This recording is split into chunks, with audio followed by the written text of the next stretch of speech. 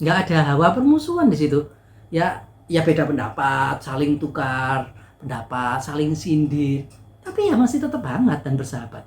Dan kalau bisa kita saksikan ya nanti di situ, bahkan ada beberapa momen sepakat loh mereka itu. Ya berarti ya pembicaraan itu biasa-biasa saja, menyenangkan, fun. Jadi kalau ada komentator bipolar yang hanya bisa memandang dunia ini dari dua sisi, pasti ngeluh kalau menganalisa kejadian ini. Apa mereka menganggap RG mau merapat ke istana?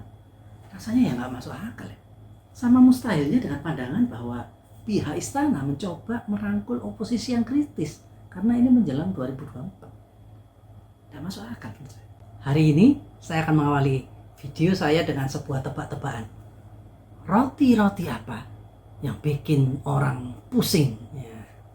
Saya kasih 3 detik ya. 1, 2, 3. Jawabannya adalah roti gerung. Rocky Gerung ini memang bikin banyak orang pusing. Beberapa waktu lalu kita lihat Gibran berkunjung ke tempatnya Rocky Gerung, sang profesor. Kita juga menyaksikan dalam waktu yang berdekatan ada wawancara Rocky dengan menteri segala urusan, yaitu Luhut Binsar Panjaitan. Fenomena apa ini? Apakah ini langkah dari pihak istana untuk mendekati oposisi, atau justru langkah Rocky yang bikin mendekati istana? Orang usah kesuwen, gak usah lama-lama, bersama Kuli, ayo kita kulik. Pilkada 2017 dan Pilpres 2019 memang menimbulkan luka yang sangat mendalam buat bangsa Indonesia. Dari dua kejadian inilah kita akrab dengan satu istilah yang baru, yaitu polarisasi. Celakanya kita tidak hanya belajar istilah itu, polarisasi itu, tapi kita juga mengaplikasikannya dalam kehidupan kita sehari-hari. Hidup kita dulu yang penuh warna, sekarang berubah menjadi hanya 2 warna. Lek ireng ya putih, kalau enggak hitam ya putih.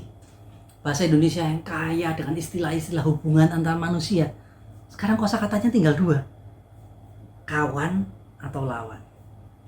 Kita jadi biner, kamu angka 0 atau kamu angka 1. Awakmu cebong ngopo kampret. Kalau kamu pendukung Jokowi, berarti kamu baser. Kalau kamu nggak setuju dengan program-program pemerintah, ya kamu dilabeli kadrun. Kita terpecah, pikiran kita jadi sempit. Seakan kita ini hidup hanya tentang siang dan malam, antara surga dan neraka. Kentalnya polarisasi ini memang lebih kentara di dunia maya. Mungkin juga karena di dunia nyata kebanyakan dari kita memang bukan siapa-siapa. Tapi di dunia maya kita bisa menjadi siapa saja, ngomong apa saja, di mana saja, dan kapan saja. Ya, pesor-pesor yang jadi korbannya. Misalkan saya kasih contoh Najwa Shihab. Dia yang dulunya dipuja-puji sebagai jurnalis yang pertanyaannya setajam silet, bahkan ditengarai berpihak pada kelompok-kelompoknya Jokowi Ahok. Sekarang dia dapat label baru, kadrun. Netizen ini sering lupa, di dunia ini tidak hanya ada 2 istilah, buzzer atau kadrun, bukan. Dalam dunia ini ada juga istilah media, jurnalisme, rating. Bagaimanapun juga Najwa itu adalah bagian dari media. Dia bekerja dalam bidang jurnalistik dan hidupnya sangat bergantung pada rating. Tokoh wanita lain yang dapat julukan baru adalah Samara Amani. Wanita cantik yang dulu sering dimaki karena Islam tapi tidak berhijab. Bergabung dengan partai super kafir yaitu PSI dan siap bertarung frontal dengan mereka-mereka yang mempersekusi minoritas. Samara sekarang dapat label baru, New Kadrun on the block. Hanya karena dia keluar dari PSI, dia memutuskan keluar dari partai yang telah membesarkannya yaitu Partai Solidaritas Indonesia. Kemudian ada 2 foto viralnya. Yang satu ketika foto pernikahannya dihadiri oleh Bapak Anies Baswedan, dan dia ketika jalan-jalan ke luar negeri sempat selfie bareng Rocky Gerung. Hanya gara-gara itu dia dijuluki kadrun. Gila gendeng. Sebenarnya ya istilah ini sebenarnya sama gilanya dengan kita.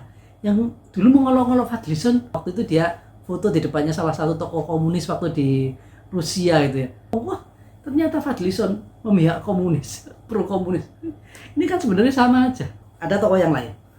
Kalau yang ini memang agak sulit ya lepas dari apa itu namanya label kadrun, yaitu Panji Pragiwaksono. Nah sekarang Panji sedang mencoba peruntungannya di New York ya sebagai stand up comedian. Sebenarnya ya kalau kita perhatikan satu-satunya hal yang membuat dia dapat label sebagai kadrun adalah saat dia memutuskan untuk menjadi jubir Anies di Pilkada 2017. Dia dibilang kadrun, padahal kalau kita lihat rekam jejaknya ya nggak ada kadrun-kadrunnya. Dia itu menyatakan dalam beberapa show-nya ya, misalkan dia itu setuju akan legalisasi ganja, ya. Dia itu pro dengan LGBT. Kemudian dia itu pro juga dengan prostitusi dan banyak hal lagi yang lain. Lalu kita anggap dia itu sejalan dengan FPI dan HTI dan konco-konconya loh. Itu kan nggak masuk akal ya. Sebagai catatan ya, saya itu kadang gumun ya. Tiap kali saya nulis tentang Panji atau bikin komentar tentang Panji, pasti ada yang selalu komen sama gitu. Panji itu komikanya nggak lucu. Sudah nggak lucu, main politik lagi. Kira-kira kayak gitu. Loh, saya itu paham, saya ngerti. Lucu itu relatif. Tetapi ya, bagi yang belum tahu, Panji itu adalah salah satu komika yang paling mahal di Indonesia. Komika kalau dia ngajakan show yang live, itu komika dengan tiket yang paling mahal dan penonton yang paling banyak di Indonesia. Jadi kalau kemudian ada penonton video saya ngomong hari ini, Panji nggak lucu, ya menurut saya ya mainmu itu kurang jauh. Nggak lucu kok, yang nonton banyak, aneh gitu. Ada komika satu lagi yang juga seorang sutradara terkenal, Ernest Prakasa. Ernest itu jelas Cina, matanya nggak bisa bohong. Ernest itu, dia juga seorang Kristen, seorang double minoritas. Nah saat Pilkada Jakarta kemarin, dia mendukung Jokowi Ahok. Pada saat Pilpres, dia juga mendukung Jokowi. Dan dia adalah salah satu di antara beberapa selebritis yang terang-terangan menunjukkan sikap politiknya. Nah, gebleknya saya itu baru mikir, lah, ketika beberapa kali Ernest menyatakan kritikannya terhadap Jokowi atau kritikannya terhadap kebijakan pemerintah, dia juga dapat label kadrun. Serta ya komentar-komentar yang apa ya, tolol lah menurut saya ya. Kalau bagaimana mungkin Ernest adalah kadrun, itu saya nggak ngerti, itu mikirnya dari mana, itu saya nggak paham sama sekali. Gini ya, saya pikir polarisasi memang membuat orang jadi kokon, itu harus saya akui. Kalau ada yang ngeritik pilihan kita langsung anggap musuh, kita defensif gitu loh. Kalau ada yang dulunya pendukung lalu menyikapi sebuah kebijakan pemerintah dengan negatif, langsung dikasih stigma bipolar itu, kadrun kamu. Banyak netizen yang nggak peduli rekam jejaknya, nggak lihat track recordnya, nggak lihat selama ini bagaimana dia itu berpolitik dan sebagainya. Mereka hanya peduli ucapanmu pada hari ini, lalu mengambil keputusan, kamu bersama kami atau kamu melawan kami. Cuman gitu aja. Minggu depan ada isu lain, ganti lagi pandangannya. Sekarang mari kita lihat fenomena yang tadi saya katakan, yang sudah saya singgung di depan, yang bikin kadrun dan cebong jadi puyeng berjamaah. Berapa waktu lalu kita sempat menyaksikan foto Gibran yang mengunjungi roti gerung balik mengunjungi Rocky Gerung, orang yang sering ngata-ngatai dengan sebagai pemimpin dungu, pemimpin yang begini tidak tegas dan sebagainya. Di lain pihak dia mengatakan pemimpin diktator dan sebagainya. Hebatnya Gibran dengan santai mengunjungi Rocky Gerung dan kemudian dia tulis Rocky Gerung adalah idolanya. Nggak sampai di situ, Gibran kemudian memanfaatkan momen itu untuk mengajak atau kata lainnya menantang para pemirsa untuk memberikan komen ke foto itu, foto dia bareng Rocky Gerung. Dia ngomong 10 komentar terlucu akan dapat merchandise sepatu Aero Gibran yang baru launching. Loh, ini pinter ini. Satu lagi momen melongo bareng yang dialami oleh para kadrun dan cebong adalah saat lagi-lagi Rocky Gerung itu mewawancarai Menteri Segala Urusan Luhut Binsar Panjaitan.